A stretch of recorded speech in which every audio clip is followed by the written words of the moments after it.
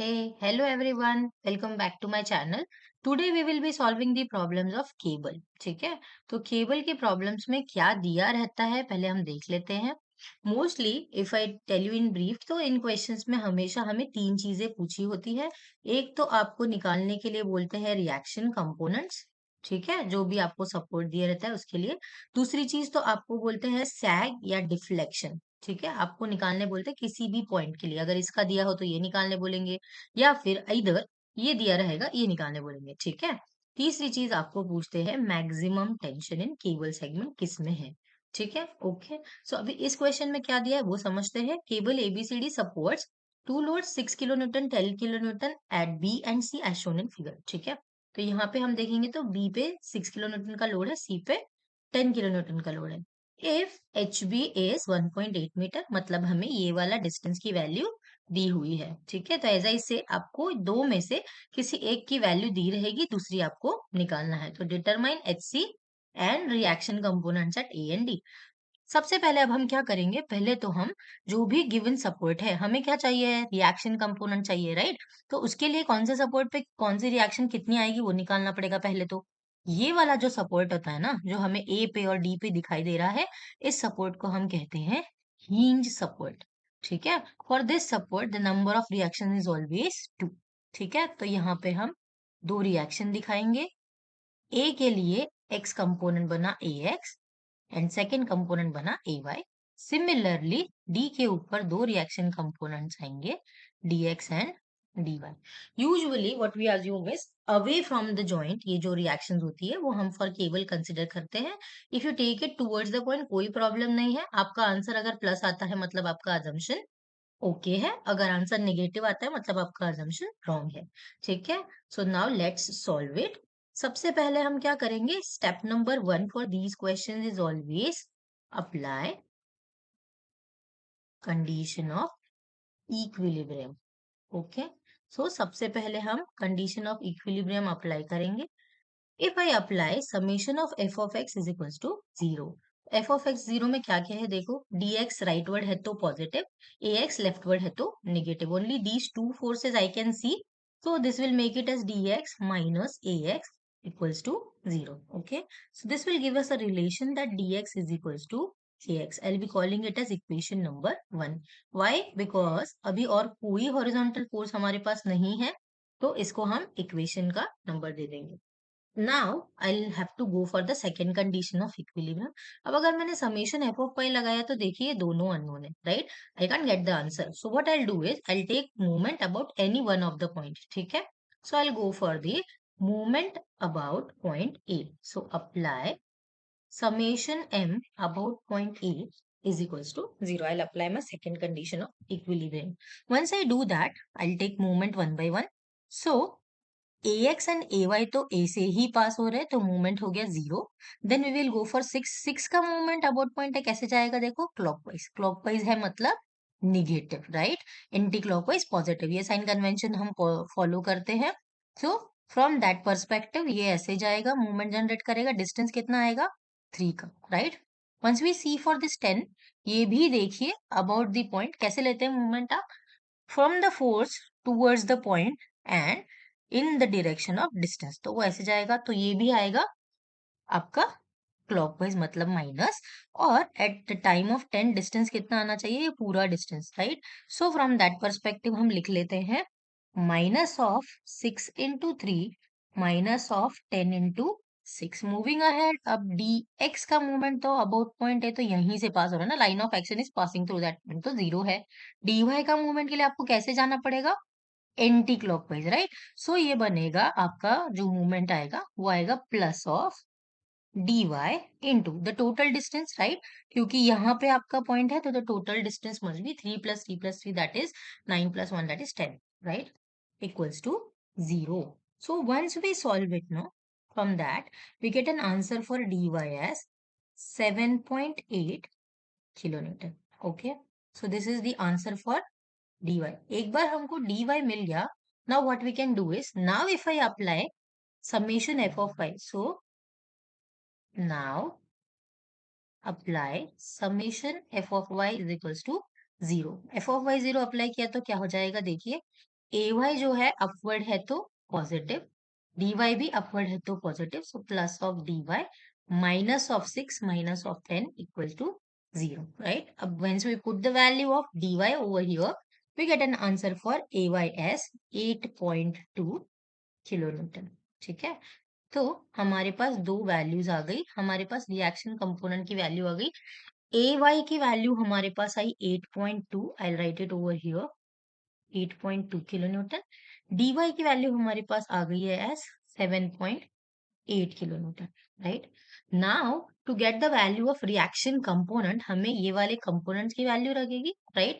हमें x component लगेगा। अभी की सिचुएशन में तो हमने तीनों कंडीशन ऑफ इक्विलिब्रियम अप्लाई कर दिया, but we can't get the value of these. So for that purpose cable के क्वेश्चंस में आप क्या याद रखेंगे, जिस भी पॉइंट का आपको डिफ्लेक्शन या डिस्टेंस दिया हुआ है ना, वो वाले पॉइंट से आप क्या करोगे, केबल को सेपरेट लेके कंसिडर करोगे। ठीक है, what this will help you out, जब हम इतना ही पार्ट कंसिडर करेंगे देखिए, तो क्या हो जाएगा, आपके पास ये वाला कंपोनेंट है, ये लोड भी है, मतलब only unknown which will remain is ax। एक बार ax मिल गया तो we have the equation for relation, right? So let's move ahead now. Okay, तो एज आई से हम dx और ax की वैल्यू निकालने के लिए क्या करेंगे, we will detach, okay, detach the cable from point. अब आपको किस पॉइंट का डिस्टेंस दिया हुआ है, बी पॉइंट पे का, एच बी मालूम है ना हमें, तो हम कहाँ से डिटैच करेंगे, बी पॉइंट से। ठीक है, अब डिटैच कर लिया मतलब हम सिर्फ उतना ही पार्ट कंसिडर करेंगे, rest of the part we will neglect. So let's draw that much part only, उसके ऊपर जितने लोड है जैसी चीजें हैं वैसा ड्रॉ कर लेंगे। तो हम बी पॉइंट तक के ऊपर जो भी है, यहाँ पे है ए वाई जिसकी वैल्यू है 8.2, ओके, ये है पॉइंट बी, ये है पॉइंट ए, ये वाला डिस्टेंस जो हमें, ये लोड पहले लिख लेते हैं, दिस इज 6 किलो न्यूटन, ये है ए एक्स। ठीक है, रेस्ट ऑफ द डिस्टेंसेस लिख लेते हैं। हमें पता है यहाँ तक का डिस्टेंस है 3 मीटर्स, ये वाला डिस्टेंस है H B which is 1.8 metre. ठीक है, तो जितनी नोन चीजें हैं हमने लिख ली। अब हम क्या करेंगे, हमने डिटैच करने के बाद we will apply condition of equilibrium. तो अब हम क्या अप्लाई करेंगे, तो ax की वैल्यू मिल सकती है। So apply summation m about point b is equals to 0। क्या करना है आपको, हमेशा ध्यान रखना है कि जिस पॉइंट का भी आपको डिस्टेंस पता है उस पॉइंट से डिटैच करो और उस पॉइंट के ऊपर मूवमेंट ले लो। ठीक है, ये स्टेप हमेशा सेम ही रहेगा। जब हमने मूवमेंट लिया अबाउट पॉइंट बी, देखिए ये 6 वाला जो लोड है वो तो यहीं से पास हो रहा है, राइट? उसका मूवमेंट तो हो गया 0। नाउ ए वाई का मूवमेंट अबाउट पॉइंट बी कैसे जाएगा, क्लॉकवाइज, तो माइनस। ए एक्स का मूवमेंट अबाउट पॉइंट बी कैसे जाएगा, ये है एंटी क्लॉकवाइज डायरेक्शन, तो प्लस, राइट? फोर्स हॉरिजॉन्टल तो परपेंडिकुलर, डिस्टेंस वर्टिकल मतलब 1.8, फोर्स वर्टिकल तो डिस्टेंस हॉरिजॉन्टल मतलब 3। ठीक है, so let's write down it. A Y का क्लॉकवाइज है मतलब minus of A Y into 3, then ax का एंटी क्लॉकवाइज है तो plus of ax into force horizontal to distance vertical 1.8 equals to 0. We'll put the value of ay over there, 8 minus of 8.2 into 3 plus ax into 1.8 equals to 0. So once we solve it, we get an answer for ax as 13.67 kilonewton, right? हमारे पास ax की value आ गई। एक बार ax की value आ गई तो हमने पहले ही इक्वेशन 1 बनाया है। From equation 1 we have the relation as dx is equals to ax, so value of dx is also 13.67 kilo newton. यहाँ पे आपकी दो चीजों में से एक चीज सॉल्व हो गई, you have the value of reaction components with you, right?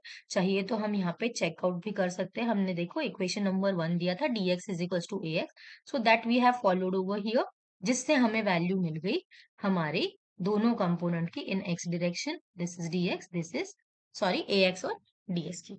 अब हमारे पास नेक्स्ट अननोन थिंग है, we need to know this distance hc। ठीक है, फॉर दैट पर्पस हमें क्या करना होता है, फॉर दैट पर्पस जिस भी पॉइंट का डिस्टेंस आपको ले लेना है ना, उसके लिए हम यूज करते हैं सिमेट्री ऑफ ट्रायंगल। अब ये जो एंगल यहाँ बन रहा है, right, for that purpose you should know the logic that अगर आपके पास दो रिएक्शन कंपोनेंट है, ऑफ कोर्स इसका एक रिजल्टेंट रिएक्शन आएगा यहाँ पे which we will be calling it as R D. ठीक है, तो केबल के क्वेश्चन में ये जो आपका केबल का सेगमेंट है ना, उसी को अलाइंड होती है आपकी रिएक्शन, इसलिए जितना रिएक्शन जनरेट होगा उतना ही टेंशन इस स्ट्रिंग में डेवलप होगा। ठीक है, तो मैक्सिमम टेंशन वाला जो आंसर है ना आपका, वो भी आपको इस पे से ही मिलता है, जिसकी रिएक्शन का वाई कंपोनेंट ज्यादा होता है उसके लिए आपका वैल्यू ऑफ रिएक्शन मैक्सिमम आती है। तो यहाँ पे आप देखोगे तो ए वाई ग्रेटर है डी वाई से, तो आर ए ग्रेटर रहने वाला है। ठीक है, ओके, ये हो गया जब आपको मैक्सिमम पूछा है। अभी हम कौन सा पार्ट सीख रहे हैं, जब हमें कोई भी डिस्टेंस निकालना हो तो उसके लिए क्या करना है, आपको कंसिडर करना है सिमेट्री ऑफ ट्राइंगल। ये जो है ना, यहाँ पे जो रिएक्शन की वजह से बन रहा है, ये उसको हम कंसिडर करते हैं this much is your R D. ठीक है, ये आर डी है, ये जो सिमिलर पार्ट है this is nothing but your D Y, this is nothing but your dx, this much distance is known to you, ये वाला डिस्टेंस हमें निकालना है, राइट। तो हम सिमिलैरिटी ऑफ ट्रायंगल के कंसेप्ट से इसको सॉल्व करते हैं। So let's see how we do that. So चलिए हम क्या करेंगे अभी, ऐसे ऐसे ये वाला ट्रायंगल एंड दिस रिएक्शन की वजह से जो यहाँ पे ट्रायंगल बनेगा वो देखेंगे। ठीक है, उतना ही इंक्लिनेशन उतना ही एंगल यहाँ पे सबटेंड होता है, तो लेट्स गो फॉर इट। तो हमें क्या पता है उस हिसाब से हमें कहाँ से ड्रॉ करना है, दिस दिस पार्ट। ओके, तो हम लेंगे लाइक दिस। ठीक है, ये जो पार्ट है ना, this shows the reaction RD. ठीक है, ये वाला पार्ट।